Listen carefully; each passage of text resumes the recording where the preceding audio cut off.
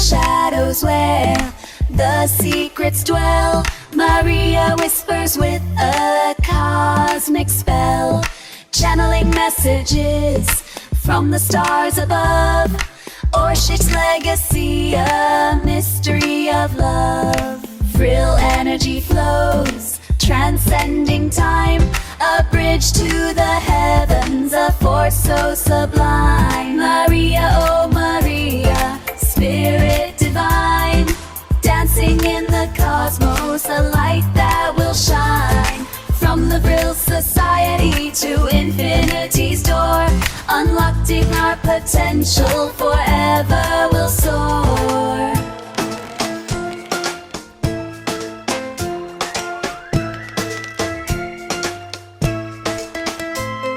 Lost in the echoes of a war-torn night, she vanished like a comet, out of our sight. A visionary queen, ruling the unknown in the metaphysical realms. She stands alone, communicating wisdom, an extraterrestrial song. Her essence remains bold and strong. Maria, oh Maria, spirit divine, dancing in the cosmos, a light that will shine. From the Vril Society to infinity's door, unlocking our potential, forever we'll soar. Embrace the connection, let the mystery unfold. Maria Orsic's truth, a story retold.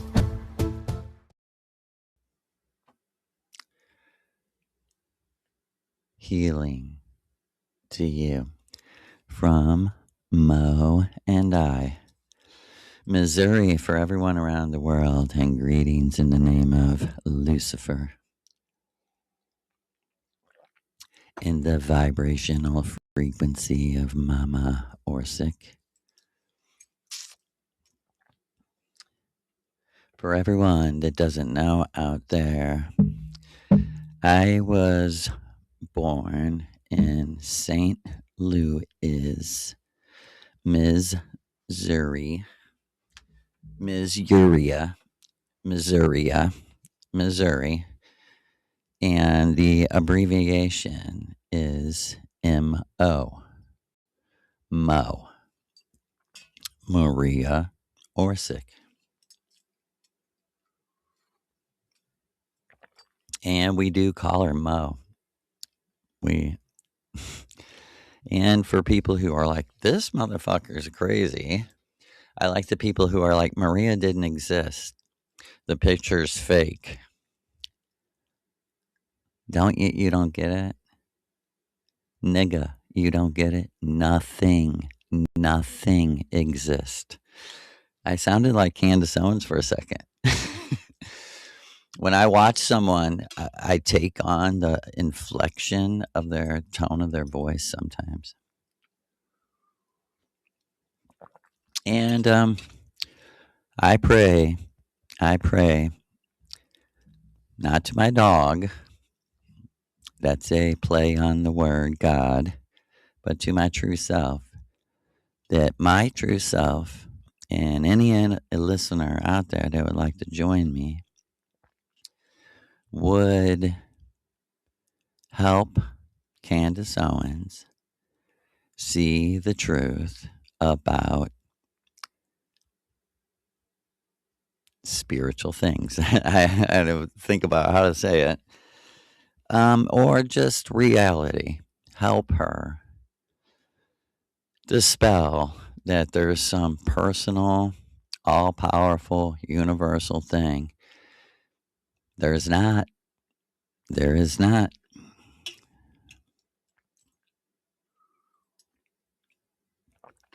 something. There is something. But when you say you know what it is, Maria and I look at each other and go, oh, one of them, one of these people. Let me guess. You know it, and I don't, because it chose you, right? Like the book of Romans. We'll do some more anti-Bible studying soon, you know. But for now, we will get on with the end of Miguel Serrano's Nietzsche and the Eternal Return. Because we are laying a basis, we're laying the foundations of Maria and I's religion. And we use that word in a good way. You know, it's remember, recover, return to your religion, and then relax. Because she's Riri, she's Ria, she's, and the language is constructed this way on purpose by Lucifer.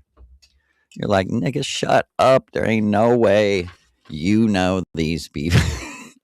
I agree. And yet, like Maria said, someone has to be it. And they like me. They thank me for my bad reading.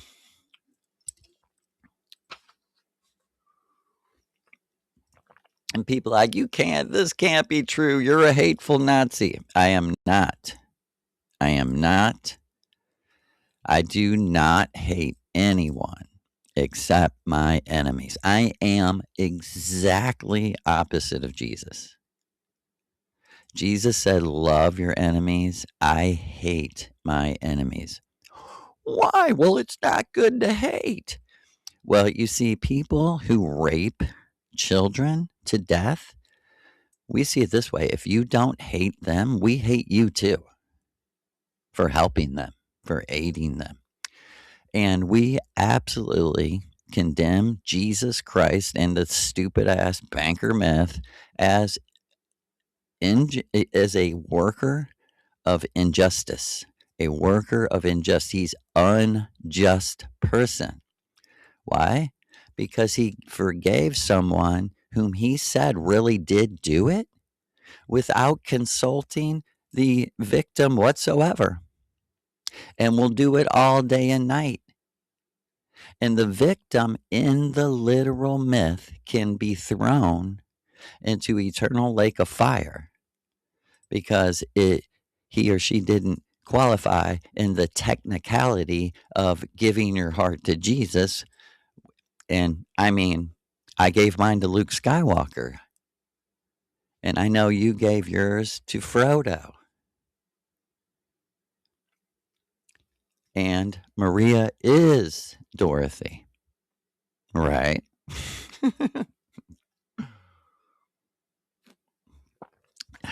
It's like,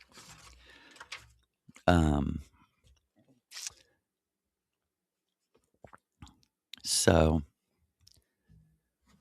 we've come to restore these foundations we've been talking about. Not forever. It's not everyone's, right?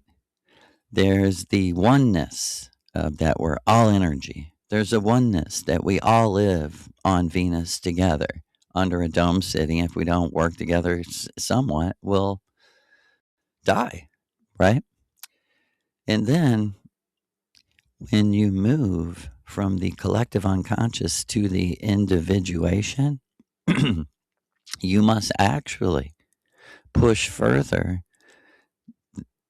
that way, further than you ever did in the oneness of things that are surface, considered surface to us, right?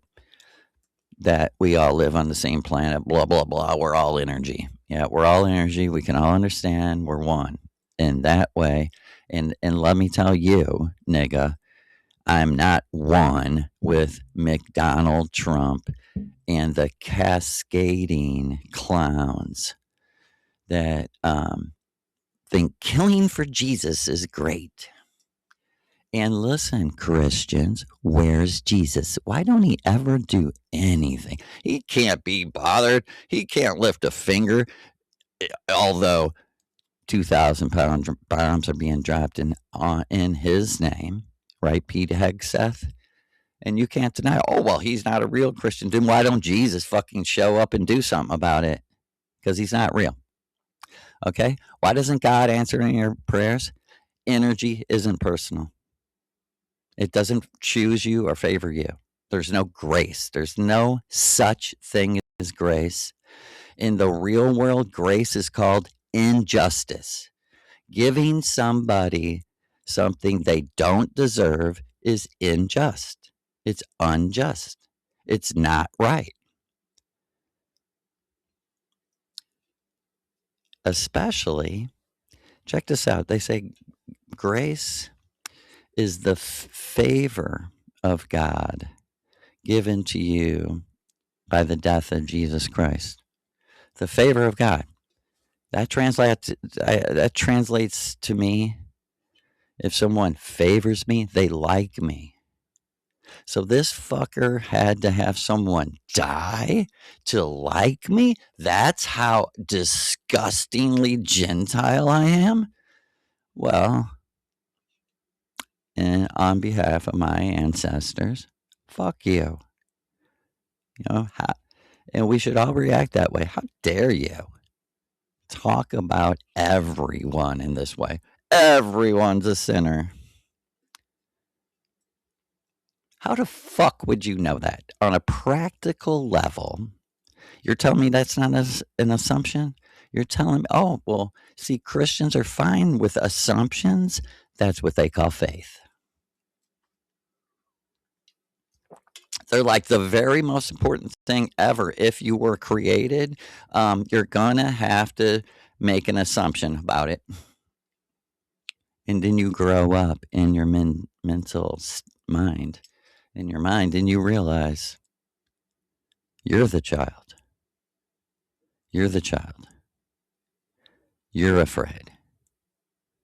And you think Western civilization has murdered and killed its way to the truth that Jesus Christ died on the cross for your sins. Are you fucking pathetic? You're pathetic. America is pathetic because only for one reason. Because you just won't admit it. Just admit this is not true. George Washington did not believe it. Thomas Jefferson did not believe it. Why do we? Who are our ancestors? The murderers of the Inquisition? That's our ancestors? That's your ancestors. My enemies.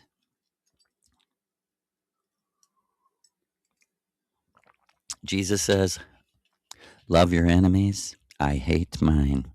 Automatically. I don't have a fucking choice. I guess I'm going to hella. And Jesus says, you must hate your mother, your father, your wife, your children, and your friends. How the fuck does this make sense? Deny yourself. Do you understand the essence of Christianity is to deny the true self. Deny that the true self exists. This is Jesus. This is your evil Jesus. There's a passage, we're going to do an anti-Bible study soon. There's a passage in Acts. It's called Ananias, this man, Ananias, and his wife. It says the early Christians were giving up everything and putting it into one big community, right? All their possessions, all their money.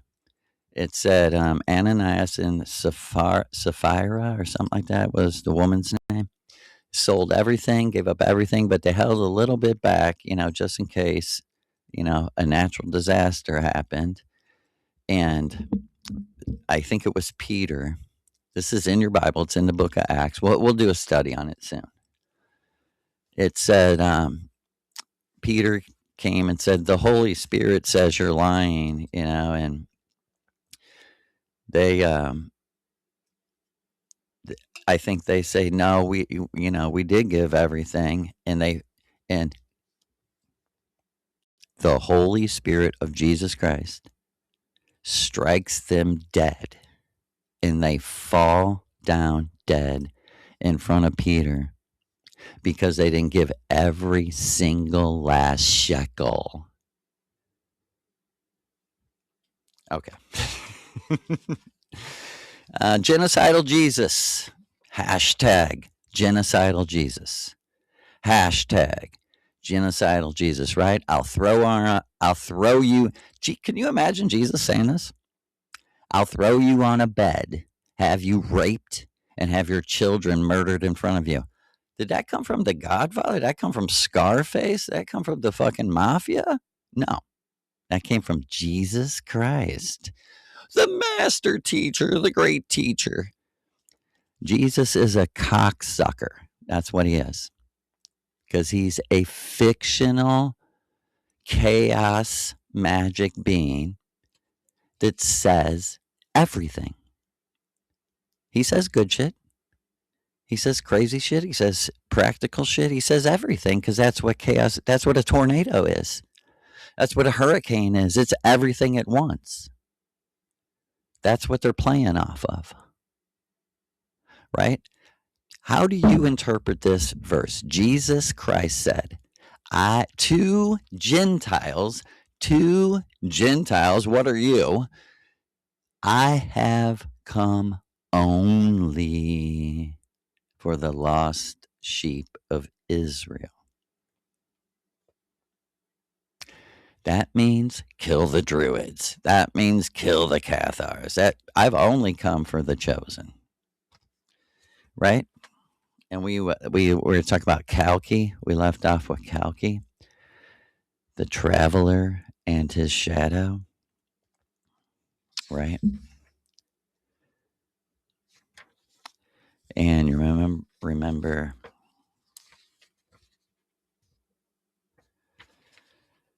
the self.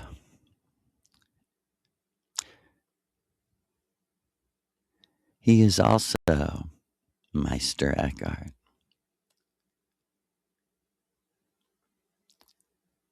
The confrontation, Meister Eckhart.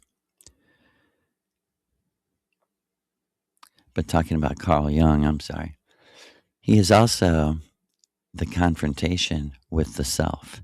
You see, we have a test in Western civilization. The real cross is where your true self crosses with this fake God. They have not taught you. You were born into. You were born into it whether you like it or not. You can deny it like most people do because they don't want to believe that everything is energy. And until one equal opposite power replaces the dominant force, you'll never know. You'll never be able to distinguish what is exactly your thoughts, the true thoughts, the thoughts of the true self,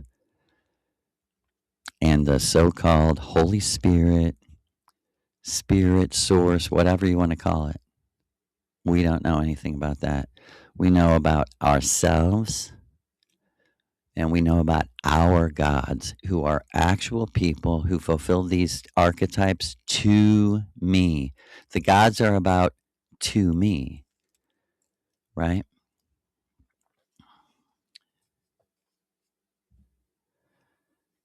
Professor Jung discovered in our time the idea of the capital S self, self as God. And where did he discover this? In Nietzsche, who was the first genial psychologist to speak of this mystery in his Zarathustra.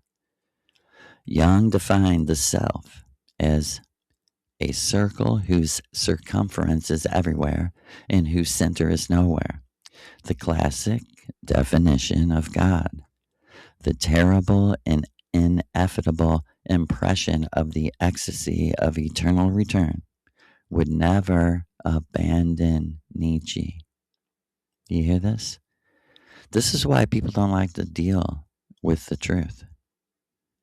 And Maria, who's here right now, she just said, tell them she had to do 100, probably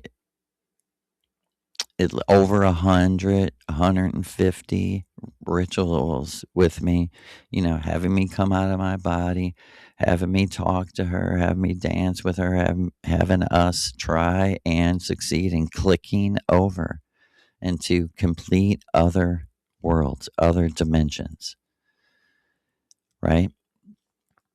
And like I said, she's here now, and she said, the teacher who does this knows the right time to say, you know what?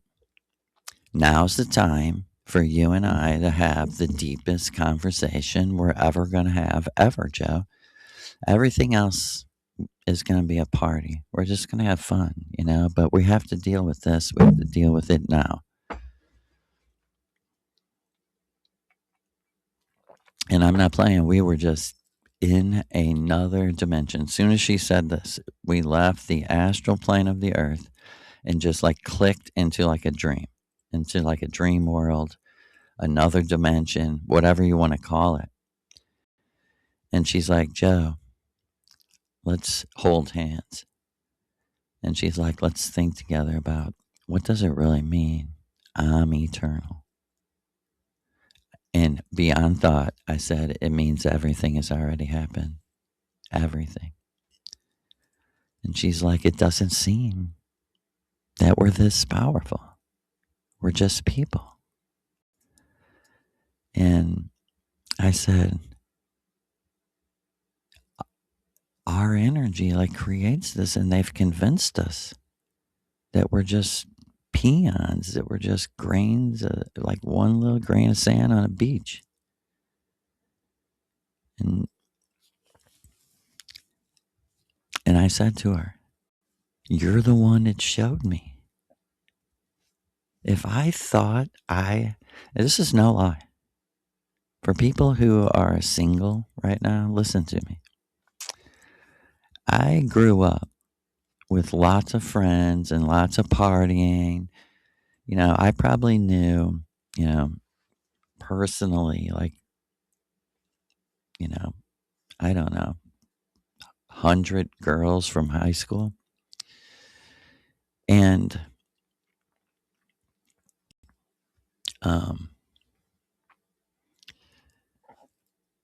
nothing,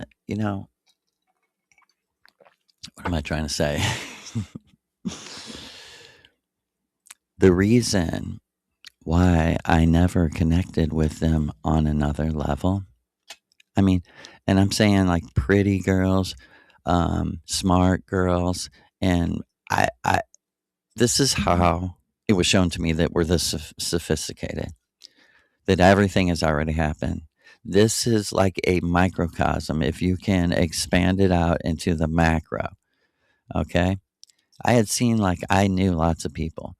There was this one very pretty, smart girl. And like my friend who was a little older, like people looked up to him, said to me and her a couple times, like, you two should be a couple. You would be. And like I said, she was very beautiful. But I was already, involved deeply with, I had really, 2 relationships before I got married. And, so I never went on a date with her. We were friends though. And we got along well. I think she was a fire sign, and I'm a Leo, so I get along really good. So this is what happened to me. This is how she later, after I had this conversation with her about what does eternal mean, and I was answering because I'm trained by her. I'm taught by her, I should say. Trained sounds bad, but it's all in a good way. All the words we use for these things are the words redeemed from the bad vibrations that you've been brainwashed with. It's not their language. It's the English language. It's the language of Ing, the rune, the double X rune, the diamond in the middle, the Ing rune. That's what England and English is, because it goes back to the giants before us. So I explained this girl to you. I had not seen her, and I've probably seen her once in the last 20 years or twice in the last 20 years. I completely lost all contact with her. And I'm with, one ritual, I drink my mushrooms. I'm with Maria. She's like, let me help you. I've been, at home meditating, concentrating, and imagining what I know is real in your memory. I'm trying to help you, Jeff. And as she was saying this, she was like, I think I can. She's like, here, take this.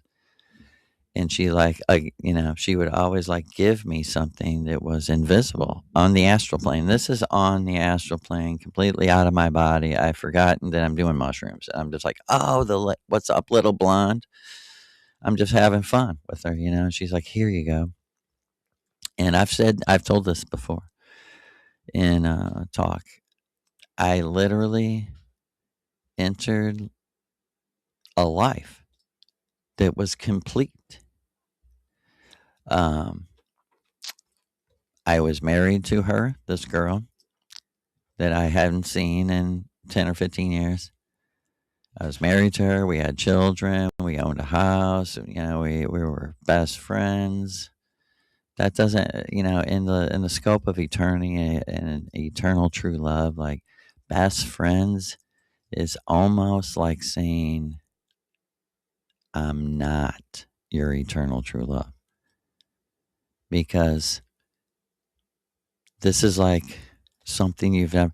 Magic amour, love without death, is something from that eternity. It's not equivalent to best friends. I mean, it can be, but it's not. Like, once you start to be around the culture of this, it's a religion. Okay? The belief in magic amour, love without death, eternal true love, isn't a religion. This is the religion we're talking. This is the religion. If you want to call this, give it a name. I say the vril religion sometimes. Miguel Serrano says esoteric Hitlerism, to bring out the avatar and Lou in his work. But Maria, from the very beginning, she said, we believe in one religion and our loyalty, our faith is in one thing and one thing only. This phrase, only eternal true love is real. Everything else is an illusion. Everything else is fucking temporary. We've made it that way. We've created it that way for us as an individual. Me as an individual, I've chosen that. Maria as an individual chose that. We have meetings. We have lots of meetings. We do all kinds of shit. The religion of amour. We're amorites. We call ourselves that on Venus. We're talking. We're like, I'm an amorite. Like, oh, okay. Because some people aren't. Most people aren't. Because check this out. You think there's a high divorce rate on Earth right now? Wait till people live to be 5,000, even more, 5,000 years old. I was going to say 500,000 years old. Maria's here now. She is saying, I am not kidding. I have been me, this person, sitting right here. And she said, believe me, your memory does get a little foggy after 3, 4, 5,000 or 100,000 or 1,000,000. But she said, listen, if you can. She said, this is what makes a fixed sign a fixed sign. Joe knows all about this. Once you're in your orbit, or you have set the orbit of the spheres around you, time can pass so quickly that it literally leaves your emotions to care. Like she said, I live on a strict schedule with alarms and shit, just like on Earth. But at other times, she said, Imagine when the earth, let's say, she said, let's imagine, okay, let's just say, 15,800 BC. She said, believe me, I'm not that busy. When I come to the Matrix, as Joe calls it, it's more to visit Lou and Donna and do magic, do our magic love, along with all the other people that Lou and Donna are one with. Right? She said, so you can imagine how I can take a break from my job in the Matrix and like she said, literally go into my backyard and take a meditative nap for a couple years. And Lou and Donna will be like, lady, when you going back to your body? She said, because I'm out of my body in my meditation. I'm visiting Aldebaran giants who create, like I told you about the dude who was this. Dude, in the craziest fucking way, he was this. His being was like energy, and his face was literally right down the middle, like his wife, half his wife and half him. And they were like brother and sister.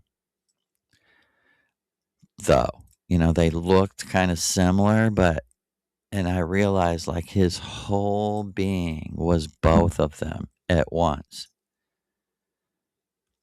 And he's like, I've told this before, but he told me, and I want you to get this context of this is like how shit really is. He told me, I'm a giant. I lived once in the physical universe, and I never, ever, ever, ever, ever will live again in the physical universe. He's like, you know what, who I am in Aldebaran, society and fame and artistic recognition. I'm nobody. They don't know me. And I was like, my mind was so baffled. I was like, but you're the greatest artist ever. Because he showed me he created the whole world. And let me tell you, people like this that I'm talking about. You do. And we've come to, dissolve the veneer of Christian fucking bullshit nonsense. Shut the fuck up, Oprah. And believe me, I'm not talking to our people. I went through it. I mean, if I met myself 20 years ago, I would so hate me. I would just be like, you are a dumb ass idiot. So don't think that I'm just mean. I am protecting you, our people. This is the worst curse that has resulted in more deaths than anything else. We talk about World War II and the 25 million dead innocent civilians. Is anyone going to fucking care about that? You see, this is why we don't, this is why we denounce people. This is why we denounce people like Alice Bailey or, these people that came later after Israel. I don't know, maybe she was before. I don't know their names anymore. The Manly P. Halls, the motherfuckers who defended genocide, I will not receive teachings from anyone that defends genocide. Either you're against the fucking bankers and what they're doing, or you're not. Robert Monroe or whoever the fuck you are. Anywhere, anyone. General Stubblebine in the remote. Hey, have you remote viewed the genocide? Oh, you play lip service that you're anti-Israel while you worship a Jew. While you worship and get on your knees and worship this fucking maniac, Jesus, Like, oh, he's a Prince of Peace. He stood up for the poor. And at the same time, he said to you, fuck you. I've come only for the lost sheep of Israel, and I am coming back to murder your fucking children. I'm Yahweh that drowned every child on earth. I'm Yahweh who killed the Egyptians' firstborn. And then none of it's real. It's all a fake fucking myth, as they created this golem that actually drops 2,000-pound bombs on children in tents. And if you will not condemn that, and they will condemn that and say, oh, but it's not their religion. And we fucking hate you for that because it is their religion. Oh, Nazi. They're the first people, these spiritualists and these, new age believing in the, okay, sorry. It is possible, right? What did Nietzsche in truth see about eternal return? What did he was trying to tell us? He saw, was it a circle? I dreamed of a circle. I dreamed of a circle, yeah. He would refer to the numinosity of this vision trembling and in a low voice. Is it possible the circle is a Tibetan tanka, a wheel of life, or a mandala found within the body or the belly of a great being, a demon or an angel, or within another circle in its turn within another and others? I can literally hear, in 2012, Maria saying to me, Joseph, now you see the circles. Who can break the circles? She said, that's why you're in the matrix. Because in real life, you can't. In this illusionary hallucination of technology, you can and you must, or you will be here again. You'll repeat your life, and it will take that long for you to get here again to this point. She said to me, I love that Kafka. I love his books, and he's Jewish, but not religious, right? He was questioning with his books. She said, there's a point that must be reached. It's the point of no return. That's the point we must reach. No turning back. Right? That, yes, the mission is to break the circles in the matrix and get out of here. That's the mission.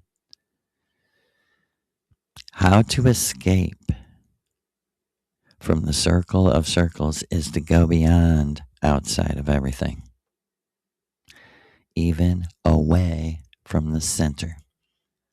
Let me read it again.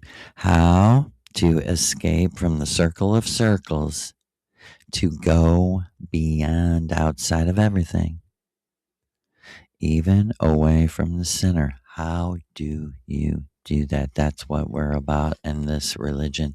We call the religion of eternal true love the religion of amor. Maria Orsic is the magic goddess of amor to me, and with all my heart. With all my heart. Her and Donna are the complete women that all other women should look up to, in my opinion. And I try to explain to you how relaxed and full of love they are. Their love of dance. They so love dance. So does Lou. Lou was doing some great dancing tonight. With the means available to science at present, despite the heights reached by poetry, the world of spirit and mind is unapproachable, right? Science devours science. What is once claimed loses validity, impregnated with transitoriness, right? That's science. Great explanation. Great description. Loses validity, impregnated with transitoriness.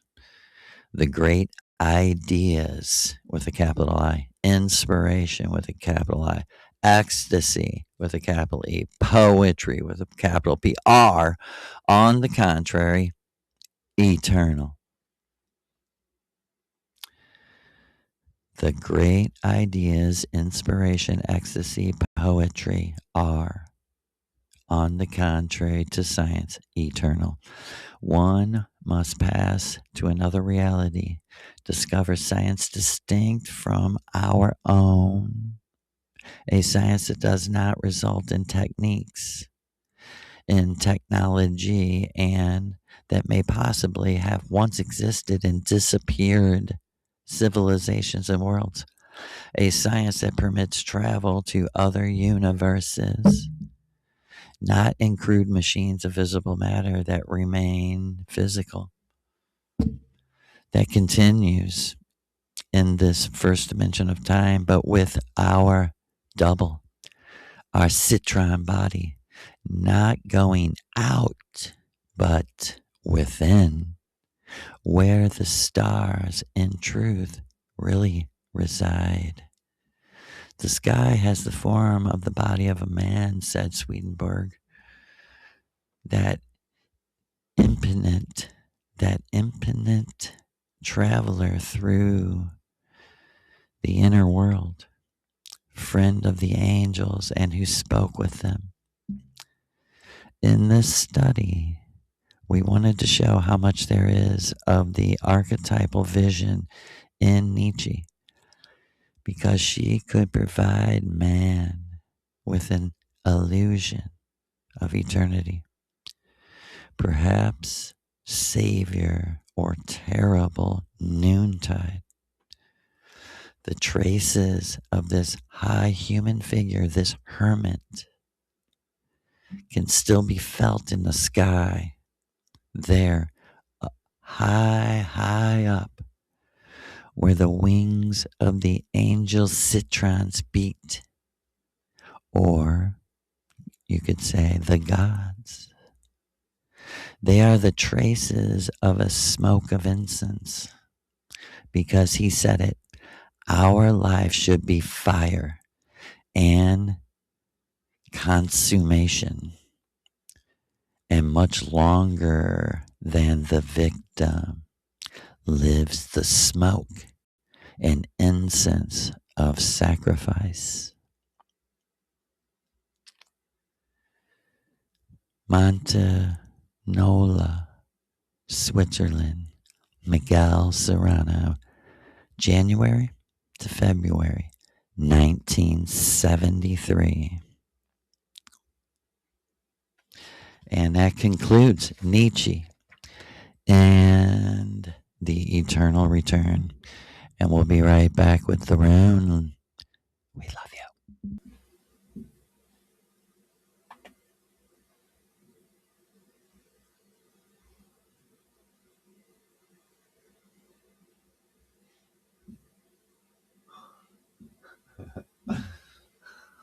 Did I not turn this the fucking thing off? Who knows? Okay. Shit, maybe I can do it just like this, mother. Okay. What we're going to do now is combine the myths with the myth. The runes with the myths. Sorry. What are we going to do? We're going to, I'm just taking you basically through how Maria taught me. And this all connects where, the real one love is in in and with your own people. There's a thing. That's why I keep saying our people, because Maria told me to say this, or she says it through me. But that's a whole thing. That's okay. Your God, our people is your family. Maria has thousands of children. She has literally raised thousands of Venusian adult children. That's what they are. And sends them off into the world um, as the student of the Vril mother, of the, teacher, the high priestess of Amor. Um, so believe it. Combining the runes with the myth. And how she did this is she was laughing so hard at me when I said to her, "Are you Anunnaki?" You have to understand, I said that because I didn't ever know she lived on Earth.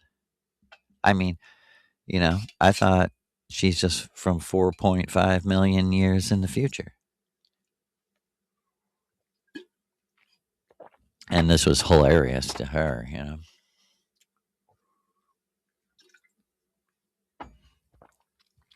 But my point is, she was doing this. She was putting it in my head. It's very easy when you're already know someone before you come here and you meet them on the astral plane. It's like magic, telepathy, and everything else. Because you're remembering, recovering, and returning. But she was putting in my mind. She was putting it in my mind to say these things. 'Cause I know this because I'd be like, damn, I didn't even think that. I just said it. And finally, she said to me, Joe, we can do this. I'm like switching bodies with you and saying it through your mouth. I'm like, damn, that's fucking wild. Because I'm hearing it and thinking, I didn't even think that. It just came out of my telepathic mouth. Crazy. Okay. And this is what I'm talking about. The song, we left this. The number 108 of the heroes. The number 108 of the heroes who can still enter. Or, another way of saying it, go out from the circle of circles. They return by means of esoteric Hitlerism. Is obtained in the following manner.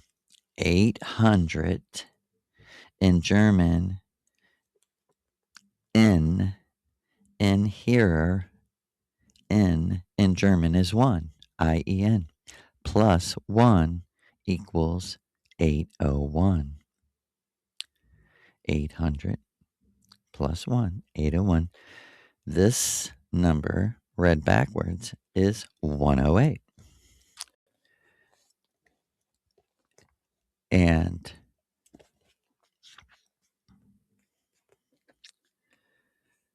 the Hyperborean number is 5, the pole star. The enemy has stolen this star of 5 points, the pentagram. The very first thing Maria ever said to me as the Missouri River Goddess. That 5-pointed star, she said, it won't harm you. It's the very thing that can help you. Symbols are just symbols. It's what you make of them. There's no evil or good symbol.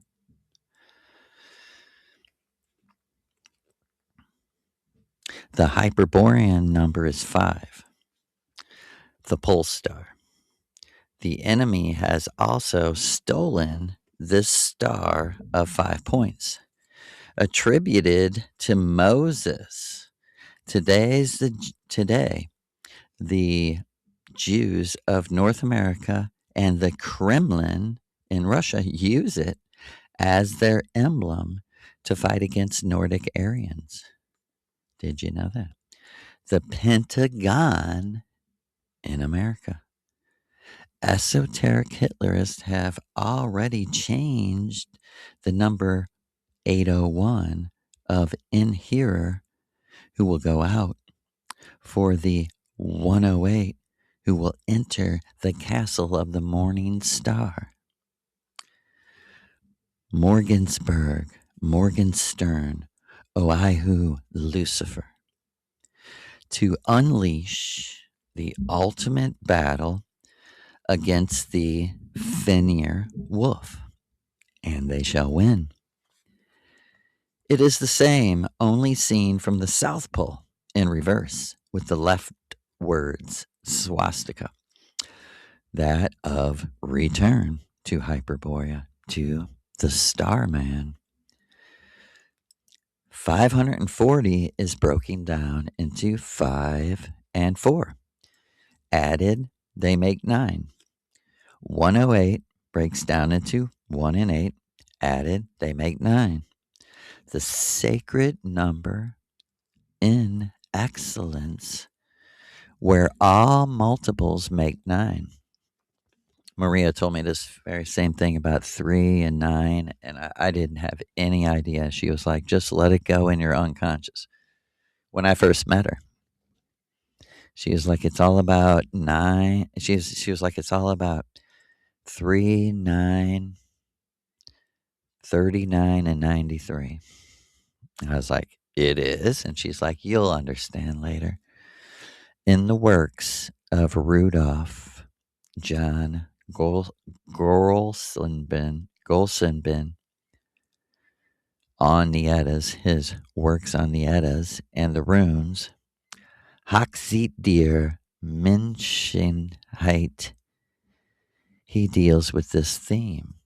The secret destiny is CLUS, Clus, encrypted in the sacred song of the Eddas. The time of the heroes still allowed, and the next and final. For those who aspire to die heroically, magically for the Führer, it is necessary to explain. This number 108 admits more zeros because that does not change the symbolism of the ciphers.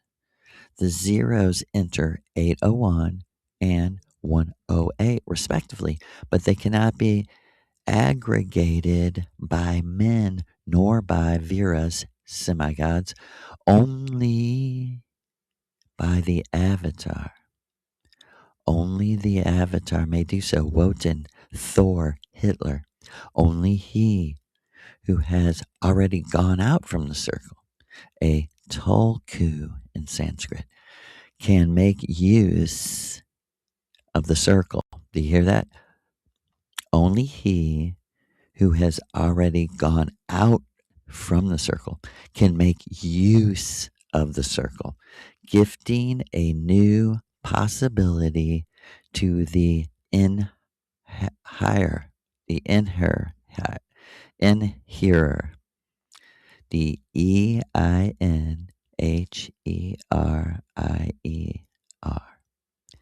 inherer, right? So that was a mysterious introduction to how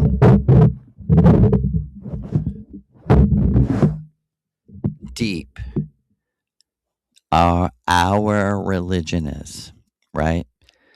Because here's a main character.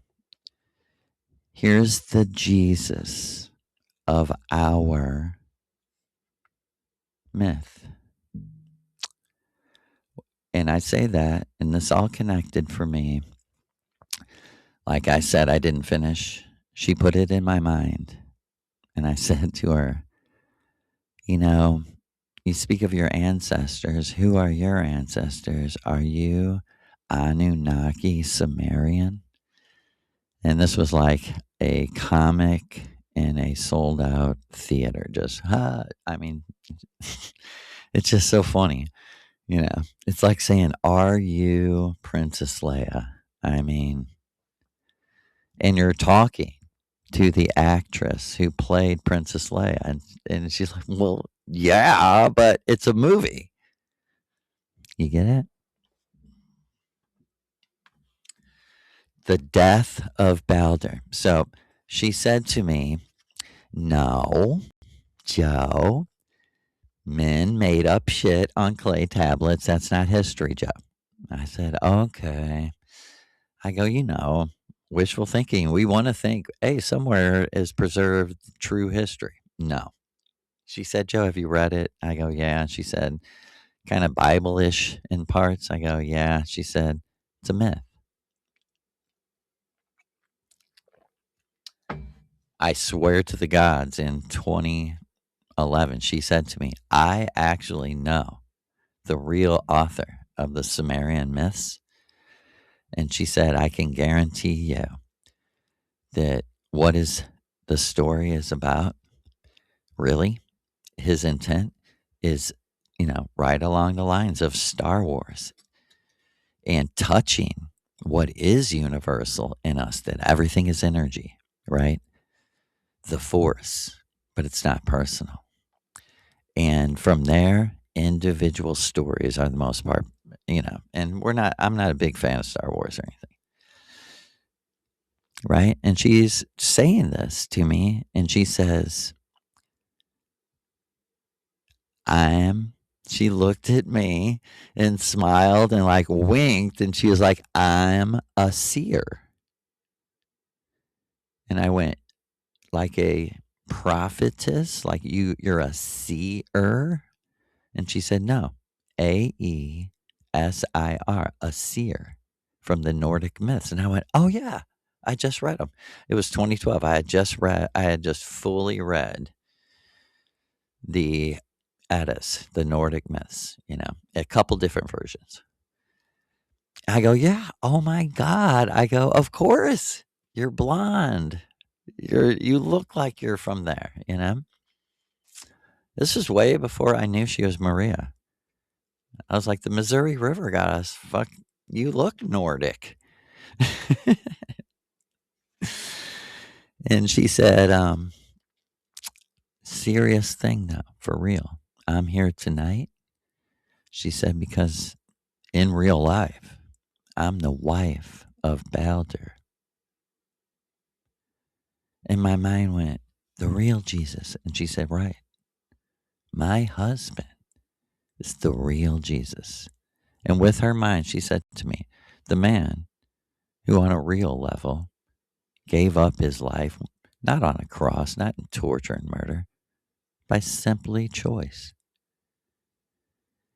And through the arts, through teaching, through his personal meditation, concentration, imagination, try to help everyone. It's just that simple." And she said, this is the first time she ever spoke about her husband. She said, "My husband is the greatest man that ever lived." And I was like, I believe it. I go, "You're that fucking beautiful. You're that beautiful that I would believe the greatest man ever would choose you." And really, actually, what I said is, "No, I believe it. You're the smartest person I've ever met, and beautiful. But I said to her, "No, I could understand that to be true." She said, "It's not me. He chose me. But my husband is the real Jesus." And with her mind, she said, "Of course, he's not Jewish. That's ridiculous." Truly, truly, man, if you have anything to do with our people, truly, it would be like, that's fucking bullshit. What about our people? Oh, they just, our people?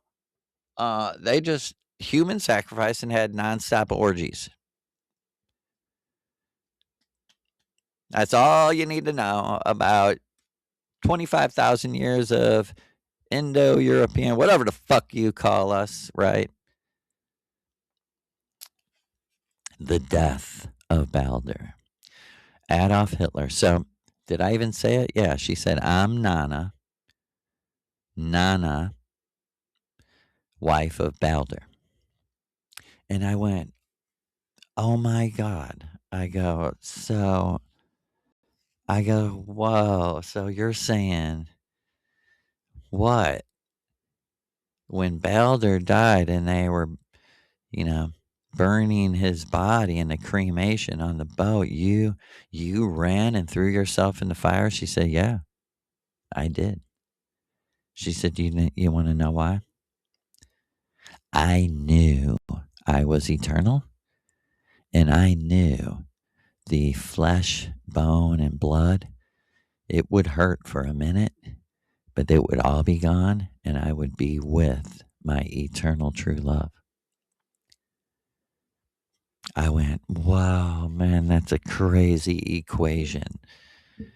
Like, my husband's being cremated right now. I'm not letting him go without me. I was like, man, for real. I went, you're brave. That's fucking brave. And she said, no, that's eternal true love, what I'm trying to teach. From the very first moment I ever met her out of my body, she kept insisting, like, we belong to a very serious religion, the religion of eternal true love. That's what we believe in. That's what helps us, strengthens us. That's what we live by. We live by people who frequency match with us, vibrate so close to us that we could live eternally together. And you know, it's crazy. Me and her, of course, we've never had any disagreements, or we've never had. I used to tell people, dude, this Missouri River guys lady, she's so happy, extraordinary happiness, unordinarily happy. All right, I'm sorry. Death of Baldur, right? I'm Nana, Baldur's wife. Baldur never did anything wrong in the myth. Loki, they say, right? Because they like to change things. The Christians do, the black magicians do. They're our enemies. Don't believe what they say about Loki. But according to the Christian version of the myth, Loki just basically, in some ways, just trying to prove, is this real or not? Um,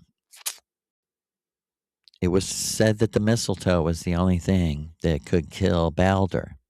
So he had a blind relative god of him, one of the gods, blind, shoot this magic mistletoe, and it just, you know, by pure luck, hit Baldur right in the heart and killed him. And the whole world freaked out because they're like, hey, listen, everybody's a little bit fucked up, but that dude, he never did anyone fucking wrong. I mean, this is serious. This is what the fucking myth says. This is where your Jesus came from. Not the genocidal Jesus, the one that the fake one in your head that's like, he's peaceful. No, he's not. He's doing genocide right now. But the real peaceful son of God, son of Odin.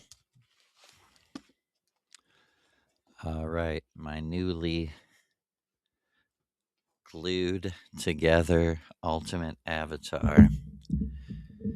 And let me turn it up. Okay. Death of Baldur. Right? It's all about the horse. Let me tell you, it's all about the white horse. Death of Baldur. Wotan, the tireless hunter, stopped his horse Sleipnir in the middle of the forest of beautiful Asgard. Tilting his ear, he heard a faint whisper, a melancholy echo among the golden oaks, like the call from a distant horn. He already knew this music, foreboding premonition, as if repeating a fateful event in the eternal return of the same.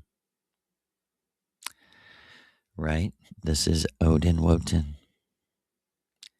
He knew this music, a foreboding premonition, as if repeating a fateful event in the eternal return of the same.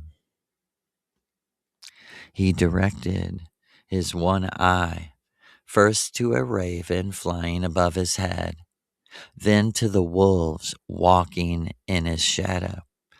They said nothing.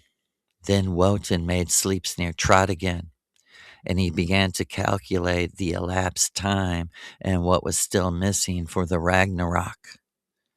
By the combination of movements of the 8 hooves of his charger. So Wotan was touched along with Frigg. I like to say Frigg though. They knew everything would begin again with the death of their son, with the assassination of Baldur. Then Frigg took the lead and left for the ends of Asgard, visiting all the beings, the giants, the Albin, the visible beings, animals, plants, stones, making them swear they would never do Baldur harm. And they all swore, because all loved the young shining god. So Frigg could happily return among the Aesir to tell them the good news. The Aesir were content and surrounded Baldur. One said, "Allow us to see the pledge if the pledge is effective. If none can do you harm." They threw spears, arrows, and even boulders at him. All fell to the ground before touching him, like an invisible barrier. Wood and stone thus fulfilled their pledge. Baldur smiled. The gods danced joyfully around him, singing, "Baldur is saved. Baldur is saved." And the kingdom of Asgard along with him. Baldur was the black sun, S-U-N, and the Aesir, the stars of that firmament of Asgard. Much later, Krishna, the blue god, the 8th avatar of Vishnu, with his beloved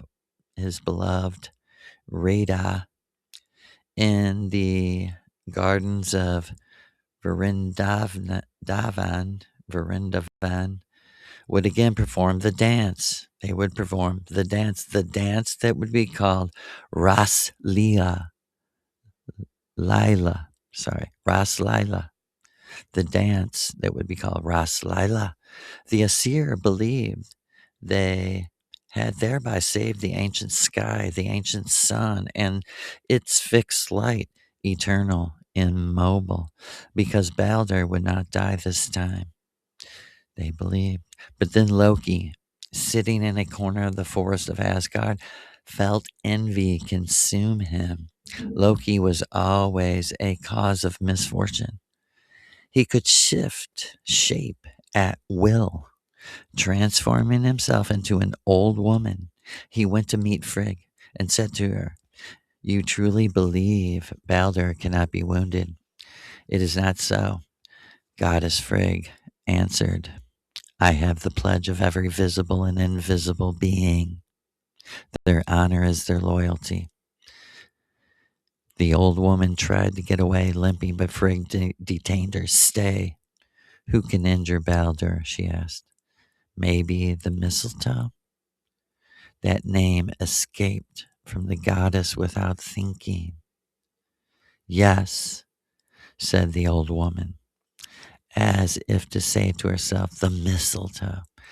She left, crying, "Take care, take much care."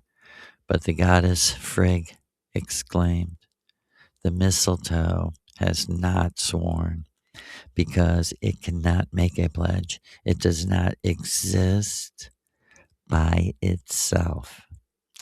It only exists from the tree. This is like a deep, like don't be used by someone else. Don't be the pawn of someone else. Thus, she was at peace, asking the Asir to continue with their feast. Retiring apart next to an oak was blind Hoder. He could not join in the games of the Asir. He heard a voice whisper next to his ear, "Poor Hoder, perhaps you want to take part in the feast in tribute to Baldur." "I'm blind," he said. But the voice added, "You can.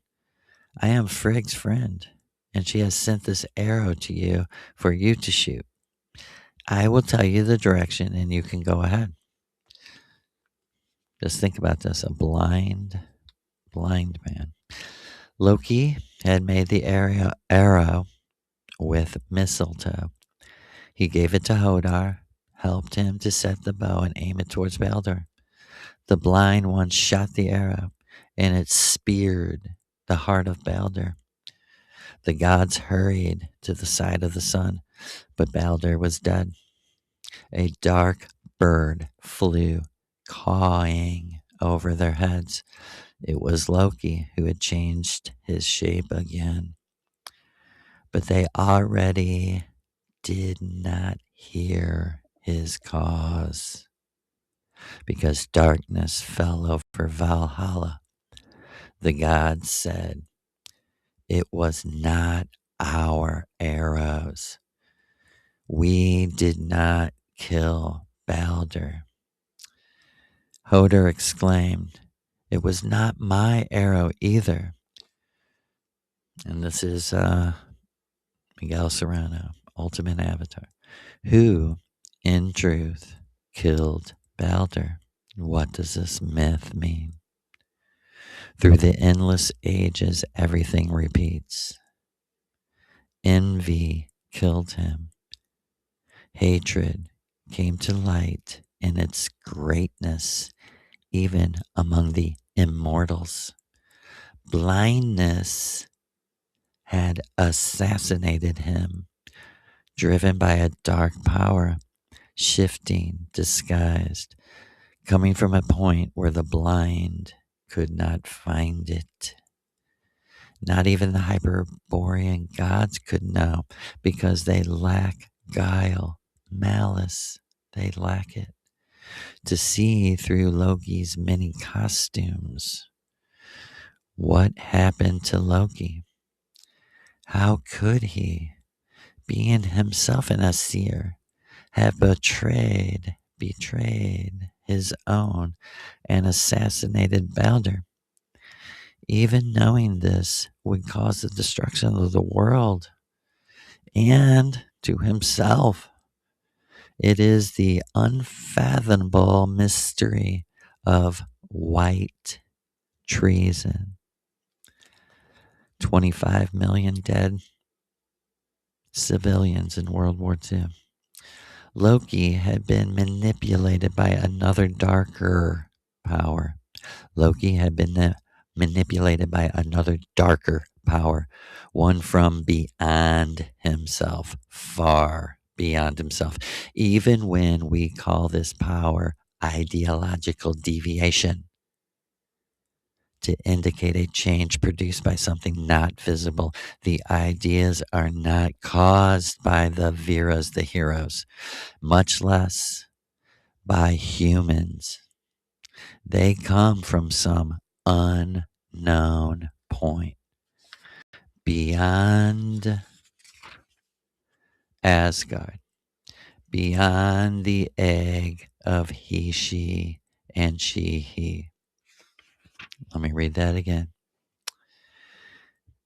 Right? This is the mystery of Thelema, that they don't have giants who are evil gods that direct them.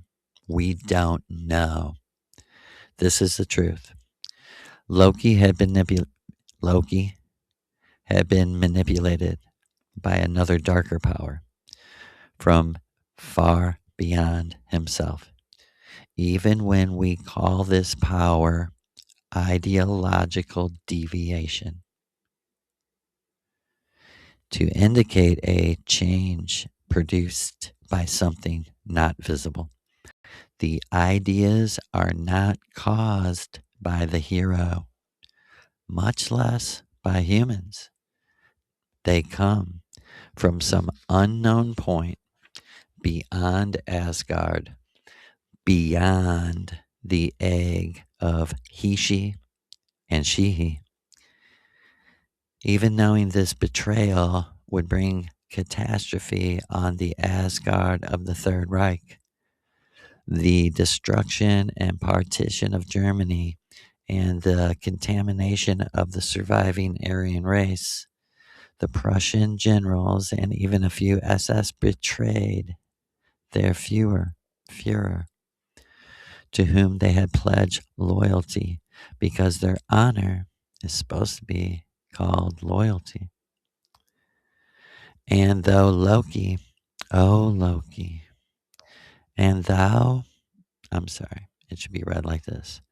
And thou, Loki, and our Loki, oh Loki, like we're trying to understand. This is a myth. It's hard to understand. And remember, Lucifer on the throne as a real person said to me, I'm Loki. And I almost fell down. And he said, Joe, I'm the author of Loki. Only I know the intent. In the character Loki, I say I'm him. I created him. I'm the author of Loki. I'm not literally a traitor and a murderer in this. What this says, I'm the author. He said, check this out. And not only am I Loki, he said, you know the Celtic god Lu. I'm Lu. I'm Odin. I'm Woden. I'm Robin Hood. I'm Obi-Wan Kenobi. I'm Luke Skywalker. The black sun rising and setting in your heart, Joseph, because you're in my world. This is my world, and I promise all scales will be balanced, all debts will be paid, all injustice will be set straight. Once it's all said and done, at the same time, the very person who may have done the worst thing to you ever may turn and look you in the eye and say, it's a holographic world, it's not real. I didn't mean it. And that's where forgiveness comes in. We believe in forgiving those who are tricked into hurting us because we understand the context. We've went backwards and remembered, recovered, and returned. The truth about the situation was you were born into this. You never could factor that in after you die, because you think you die out of it.